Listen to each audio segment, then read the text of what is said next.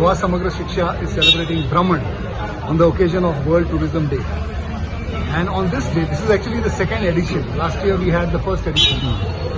This is the second edition, and what we do here is we got our schools. We have around 35 tourism and hospitality sector NSPF schools all over Goa. So what we do, this is a place where whatever they learn in their practicals, we come here and we have competitions. For example, they have mocktail competition, or they have napkin fold competition.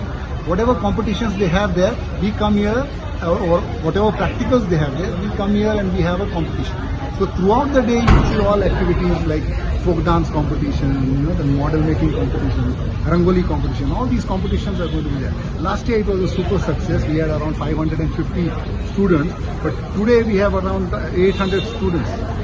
And the Honorable Chief Minister and the Tourism Minister, Mr. Rohan Kaunte, is also very supportive of our project, and they have been helping us in a big way. So even though we have around 15 sectors in Goa, this is a day which is organized by our tourism and hospitality sector instructors. It is totally organized by them. And remember, this is a program, NSQF is a program which is under the Ministry of Education, New Delhi. So all approvals we have got from them. So that's all about it. And as you can see here, we have displayed all the stalls of the other sectors as well, so that the people who visit this place get an idea as to what are the other things they will do.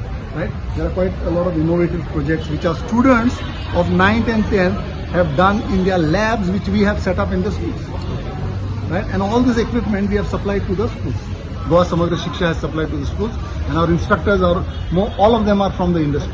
They have worked in the industry, and here they are teaching the students. We've also got doctors, we've got automobile engineers, we've got IT engineers. All these tourism instructors are from the tourism industry. So you have a lot of people here, and all these people are working in the area of skilling to see that all the students get a lot of skills that they